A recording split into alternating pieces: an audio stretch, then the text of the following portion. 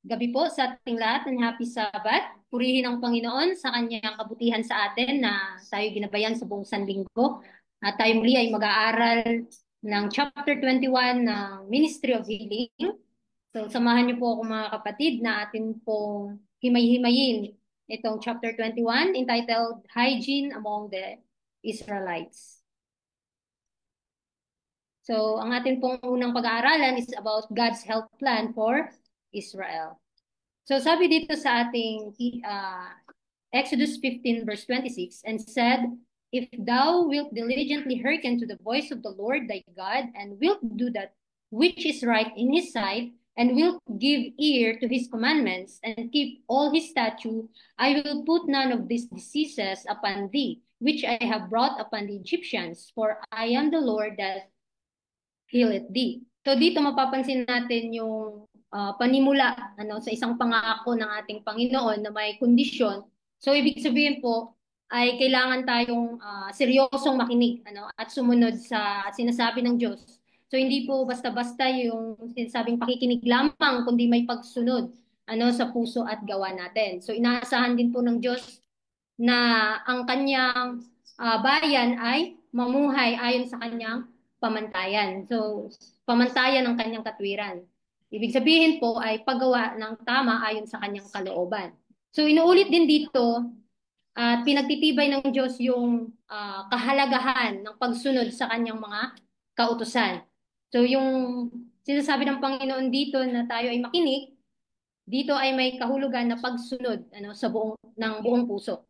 So kapag tayo sumusunod o kapag ang bayan ng Diyos ay susunod sa Panginoon, sila ay poprotektahan laban sa mga sakit o salot na ibinagsak niya sa mga taga-Ehipto. So noong panahon ng paglabas nila mula sa pagkaalipin.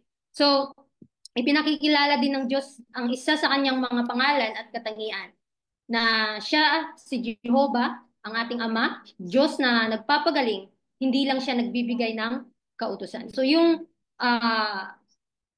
ang ating pag-aaral ngayon ay paalala na may biyaya at proteksyon mula sa Diyos para sa mga taong sumusunod sa Kanya kapag tayo ay nakikinig. So kung tayo ay sumusunod at namumuhay ayon sa Kanyang kalooban. So pinapangako niya yung kagalingan at proteksyon sa atin. So isa itong paalala ng kanyang katapatan bilang isang Diyos na mapagmahal at mapagpagaling ng mga may karamdaman. Sinasabi pa dyan, in the teaching that God gave to Israel, the preservation of health received careful attention. The people who had come from slavery with the uncleanly and unhealthful habits which it engenders were subjected to the strictest training in the wilderness before entering Canaan. Health principles were taught and sanitary law enforced. So dito sa ating pag-aaral, ibinigay ng Diyos sa bansang Israel yung mabuti at ang pagpapanatili ng kalusugan, malusog. Yung mga Israelites po ay galing sa mahabang panahon ng pagkaalipin sa Ehipto at nasanay sila sa mga hindi malinis at nakakasamang gawain o pamumuhay na karaniwang bunga ng pagiging alipin. So dahil dito, bago sila pinapasok ng Diyos sa lupang pangako o tinatawag na Kanaan, mahigpit silang sinanay habang nasa disyerto sila.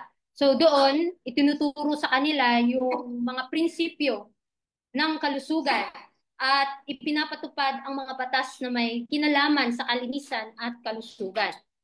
So ang Diyos ay hindi lamang nagbigay ng mga utos ukol sa pananampalataya, kundi pananampalataya at pagsamba, kundi pati na rin sa wastong pamumuhay para sa kalusugan ng katawan. So alam niyang galing sila sa isang kapalikirang marumi at nakasasama. Kaya itinuwid niya ang kanilang mga gawi at binigyan sila ng malinaw na gabay upang maging malusog, malinis at handa sa bagong buhay sa Kanaan. Sunod po nating pag-aaralan ay prevention of disease.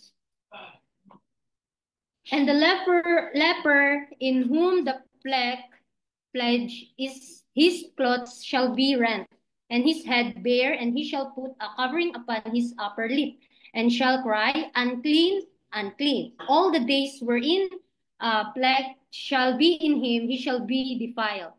He is unclean, he shall dwell alone, without the camp shall his habitation be. So dito mapapansin natin yung tinatawag na ketong o yung sakit na leprosy. Noong panahon ng sa Lubang Tipan ay ito siyang seryoso at nakakahawang sakit sa balat dahil hindi pa umuunlad doon yung mga medisina. Excuse.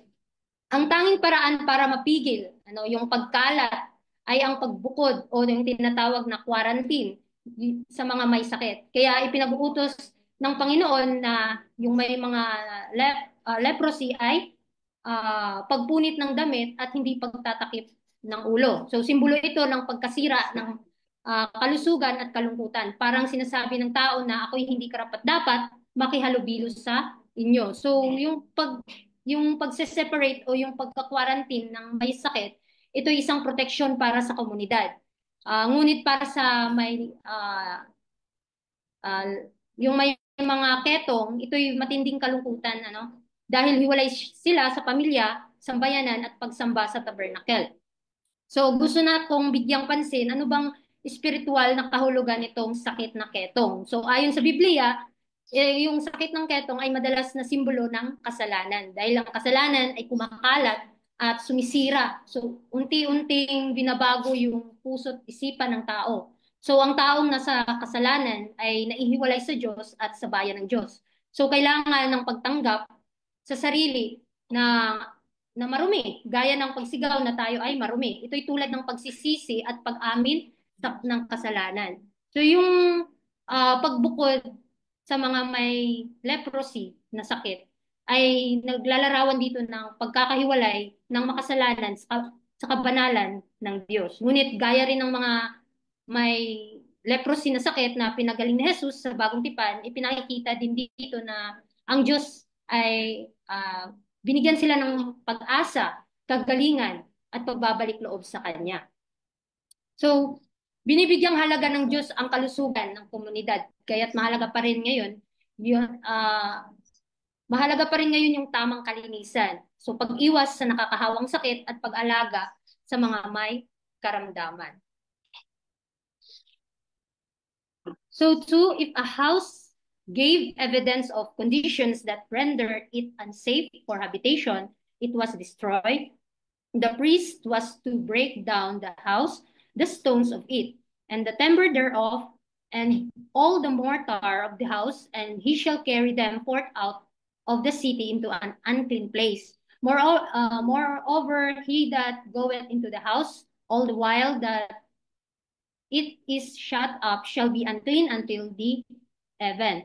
And he that lieth in the house shall wash his clothes, and he that eateth in the house shall wash his clothes. So dito makikita natin yung nagpapakita ng kahigpitan, yung strict ang ating Panginoon pagdating sa kalinisan, parehong physical at spiritual. So ipinapaalala nito sa atin na dapat nating alisin o layuan ang anumang bagay na maaring magdala sa atin ng pinsala, sa ating katawan, tahanan at pananampalataya. So ang mga kautusan na binigay ng Panginoon patungkol sa kalinisan, ito ay bahagi ng sistemang pangkalusugan at espiritual ng mga sinaunang panahon sa mga Israelites and until now sa ating panahon ngayon na nagpapakita ng pagnanais ng Diyos para sa isang malinis, ligtas at banal na pamumuhay ng kanyang bayan. Sunod po nating pag-aaralan ay cleanliness o kalinisan. The necessity of personal cleanliness was taught in the most impressive manner. Before gatherings at Mount Sinai to listen to the proclamation of the law by the voice of God, the people were required to wash both their persons and their clothing. This direction was enforced on pain of death. No impurity was to be tolerated in the presence of God. So, yung pagtuturo po ng personal na kalinisan sa mga Israelites, bago sila tumanggap ng kautusan sa bundok ng Sinai, nagpapakita ng napakalaking halaga na ibinibigay ng Diyos sa mga tao ang patungkol sa kalinisan, hindi lamang bilang sa physical na pangangailangan, kundi bilang sa spiritual na paghahanda. So sa panahong iyon, ang pagkakaroon ng maruming katawan o damit ay itinuturing na sagisag ng karumihan, kasalanan o pagkukulang sa kabanalan. So ang paghuhugas bago makipagtipon sa Diyos ay isang malinaw na paalala na ang mga tao ay dapat maging handa at maging malinis kapag lumalapit sila sa Panginoon. So ito rin ay simbolo ng pagwawasto at pag-alis ng anumang bagay na maaring makaapekto sa kanilang relasyon sa Diyos. So ang mahigpit na parusa ng kamatayan sa sinumang hindi susunod sa kautusan ay nagpapakita ng kahalagahan ng pagsunod at disiplina. So bukod dito mga kapatid, ang kalinisan ay bahagi rin ng paggalang natin sa Diyos at sa kanyang kabanalan. So ipinapakita din nito na ang Diyos ay banal at hindi tumatanggap ng karumihan sa kanyang presensya. Kaya ang mga tagubilin tungkol sa paghuhugas ng katawan at damit ay naglalarawan ng isang mas malalim na aral. So ang bawat isa ay kailangang maging malinis sa puso, isip at gawa upang tayo ay makalapit sa Diyos. So ang pagsunod po sa mga alituntunin ng kalinisan ay hindi lamang panlabas na gawain kundi isang mahalagang hakbang patungo sa kabanalan at pagkakaroon ng matibay na relasyon natin sa Diyos. Ito ay paalala rin na ang pagiging malinis ay pundasyon ng buhay na espiritual at sa physical na kalusugan. The ordinance is meant to be a perpetual law binding Aaron and his descendants forever as part of their covenant with God. So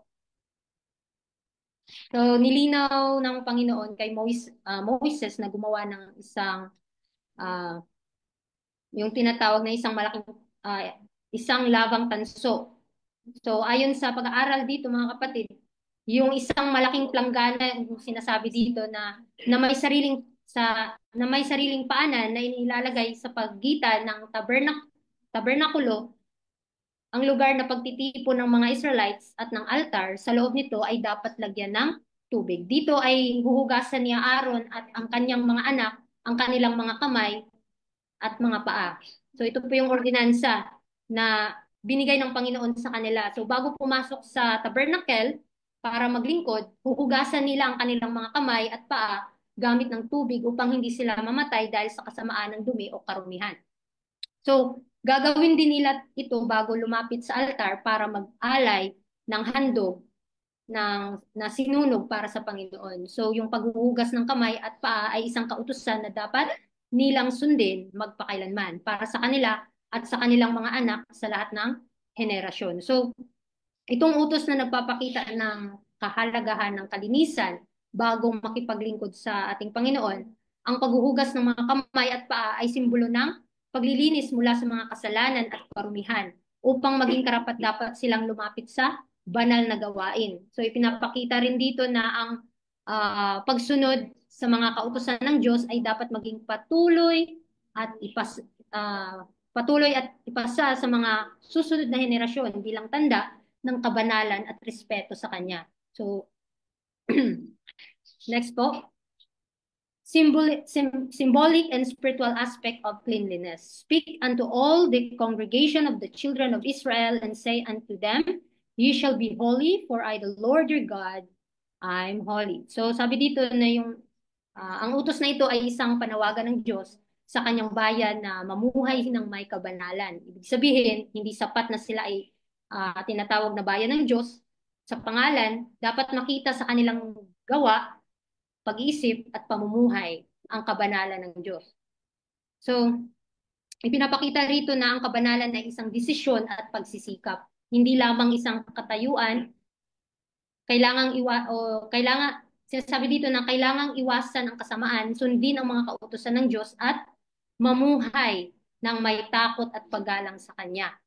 So, ang pangunahing dahilan kung bakit tayo tinatawagan ng Panginoon na maging banal, at dahil ang Diyos mismo ay banal, kung tayo ay kanyang bayan, ay dapat tayong maging katulad niya, hiwalay sa kasalanan, malinis at matuwid. So, Ang pagsunod sa mga utos ng Diyos, kasama ang tungkol sa pagkain, pagsamba at pagtrato sa kapwa, pag-iwas sa kasamaan at karumihan ng sanlibutan, pagtitiwala at pananampalataya sa Diyos sa lahat ng bagay. So ang Diyos ay banal, kaya tinatawagan niya tayo na ang kanyang bayan na maging banal sa pananalita, gawa at buong pamumuhay. Ito ay hindi optional lang, kundi bahagi ng ating pagkakakilanlan bilang kanyang mga anak. For the Lord thy God walketh in the midst of thy camp to deliver thee and give up thine enemies before thee. Therefore shall thy camp be holy, that he see no unclean thing in thee, and turn away from thee. So dito mga kapatid, ang Diyos ay sumasama ang kanyang loob. Ang Diyos ay sumasama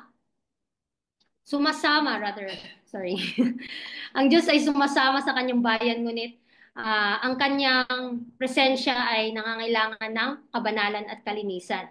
Dapat iwasan ng anumang marumi o sa salita, gawa at pag-iisip. So upang hindi mawala ang kanyang presensya at ang kanyang tulong sa kanyang bayan, kung nais ng isang tao o sambayanan niya yung tagumpay, kasi lahat naman tayo, di ba, nangangarap o humihingi ng kalakasan para makapanagumpay at kaligtasan mula sa Diyos, kailangang tiyakin natin na ang pamumuhay natin ay naaayon sa kabanalan.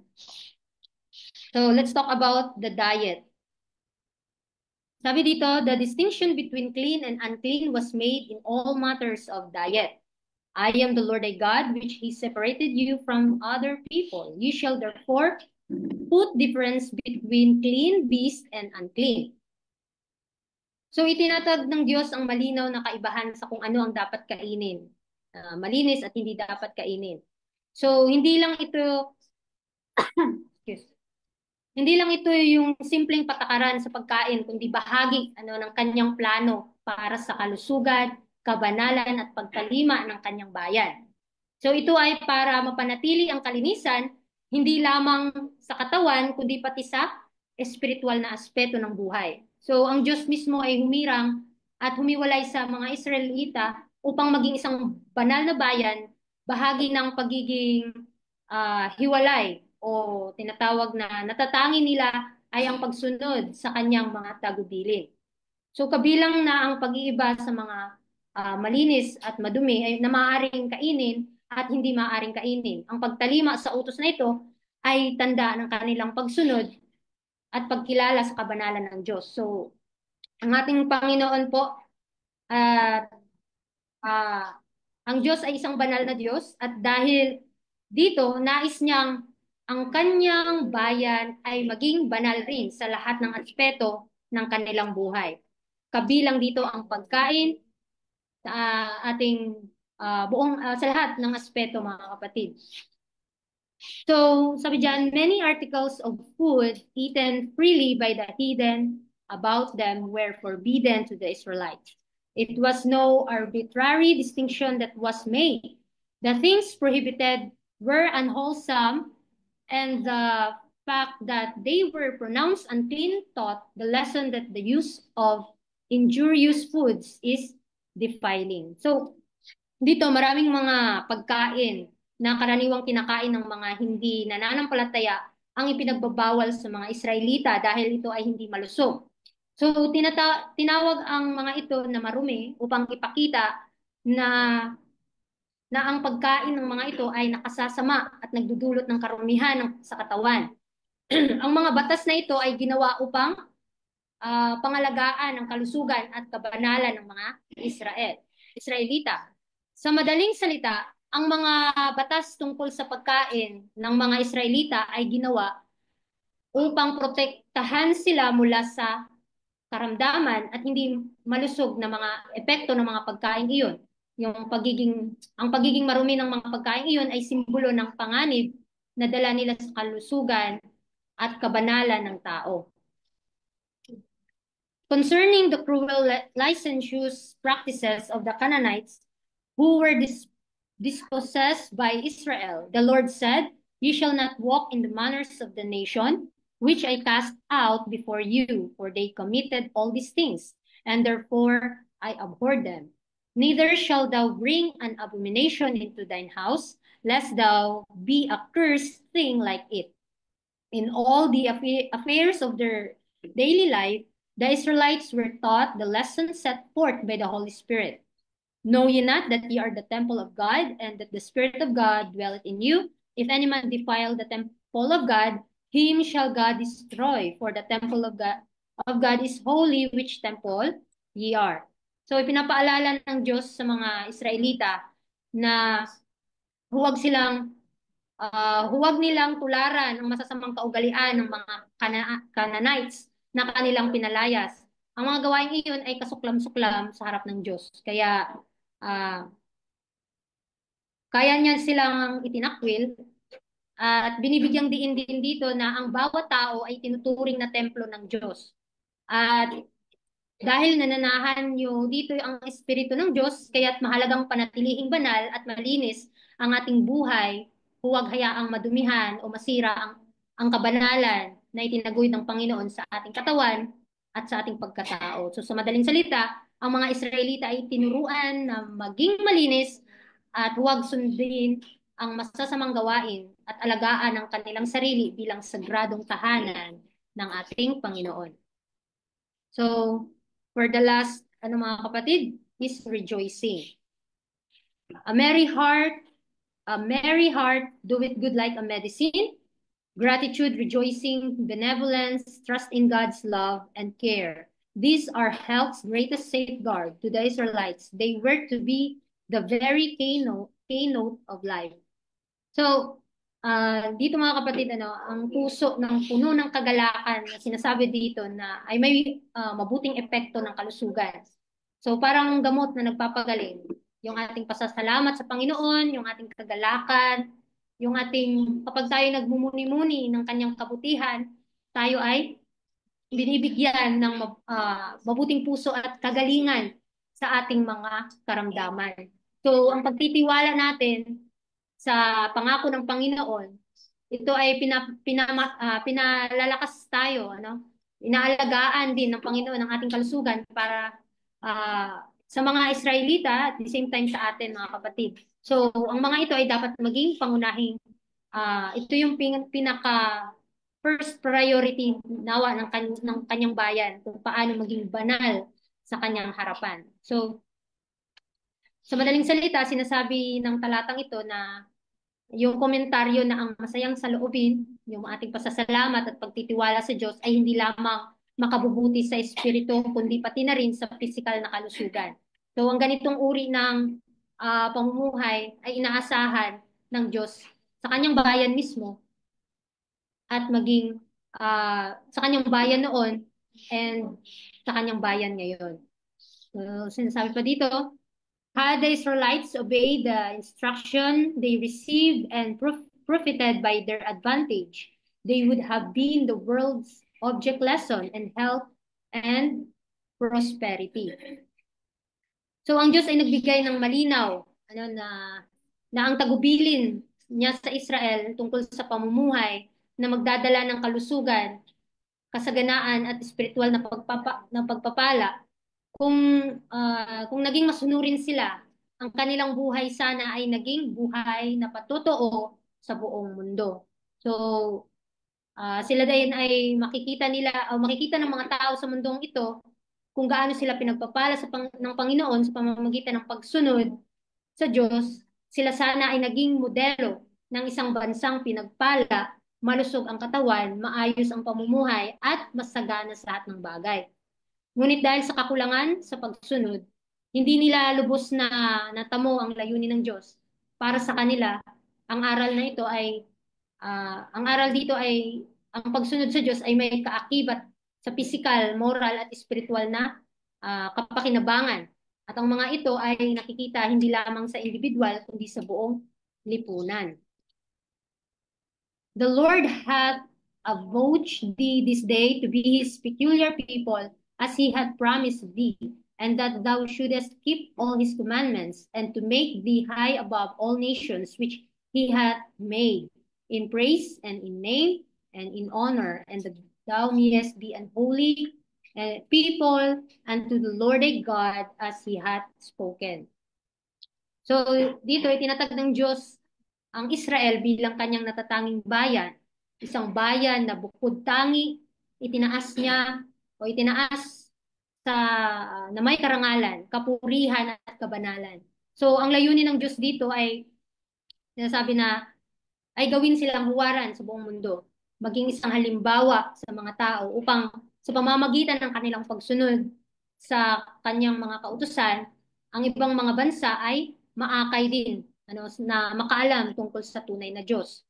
So yung ang pagiging pinili o binukod na bayan ng Diyos, sila ay pinili o natatanging bayan ay hindi ito pribilehiyo lamang, kundi isang banal na tungkulin. Ang pamumuhay o tungkulin ang mamuhay sa kabanalan at ipakita sa iba ang kabutihan at karunungan at pag-ibig ng Diyos. So, yung pagsunod nila ng mga Israelites, sana ay naging buhay na patutuo ng katwiran ng Diyos sa gitna ng sanlibutan. Sa atin pong pagtatapos, sabi dyan, God gave to Israel instruction in all the principles essential to physical as well as to moral health. And it was concerning these principles no less than concerning those of the moral law that he commanded them. So, ipinapakita nito na ang Diyos ay may malasakit sa kabuuan ng tao, katawan, sa ating isip at espiritu. Ang pagsunod sa mga prinsipyong ito ay may layuning dalhin ang kanyang bayan sa isang masigla, masagana at banal na pamumuhay. So hindi lamang sa espiritual o moral na alituntunin yung ibinigay ng Diyos sa kanyang bayan, kundi tinuruan din niya sila ng mga patakaran na tumulong o tumutulong sa pagpapanatili ng pisikal na kalusugan, katulad ng kanyang 10 utos. Ang mga prinsipyo sa kalusugan ay hindi dapat ipagsawalang bahala. Ang kalinisan, tamang pagkain, pahinga, at mga batas ng kalikasan ay bahagi rin ng banal na tagubilin. O tinatawag na yung, alam naman natin, yung eight laws of health, kasi magkapareho lang sila sa moral health and also sa physical health, physical law. Let thine heart keep my commandments, for length of days and long life and peace shall they add to thee. Then shalt thou walk in thy way safely, and thy foot shall not stumble. When thou liest down, thou shalt not be afraid. So, yung mga pangako ng Panginoon sa kanyang bayan, sa mga Israelites, mga kapatid, ito ay nagpapakita na ang pagsunod sa mga tagubilin ng Diyos ay nagbibigay hindi lamang sa panlabas na kaligtasan o sa mga temporaryong mga bagay na naaangkin natin, kundi pati sa panloob na kapayapaan. So, ang isang pusong nagtitiwala sa Panginoon at sumusunod sa kanyang kalooban ay hindi, sinasabi dito na hindi kinakabahan sa kinabukasan. Ang kanyang gabi ay puno ng kapahingahan at ang kanyang araw ay puno ng katiyakan. So sana mga kapatid, sa ating pag-aaral ngayong gabi, sa chapter 21 ng Ministry of Healing, ay atin pong mapagtanto na binigay na nga talaga ng Panginoon sa bayan ng Israel yung yung kanyang kalooban patungkol sa kalinisan, sa pagkain, sa lahat ng aspeto ng buhay. So nawa atin pong sundin yung mga patakaran ng Panginoon, ano yung kanyang mga plano sa atin, paano tayo maging banal sa kanyang harapan. So kinakailangan talaga yung kalinisan sa panlabas at sa panloob nating buhay. Especially yung ating yung paano kinikilala ng Panginoon yung ating mga sarili, kung tayo po ba ay nagiging tapat sa Kanya, at sa pamamagitan, mga kapatid, ng pagsunod sa maliliit na bagay, dito mapapansin natin na tayo ay nagiging tapat o pagkakalooban tayo ng Panginoon sa mga malalaking bagay patungkol sa kalinisan, sa pagkain at sa ating kaligtasan. Nawa marami po tayong napulot na pag-aaral ngayong gabi. Yun lamang po at happy Sabbath sa ating lahat.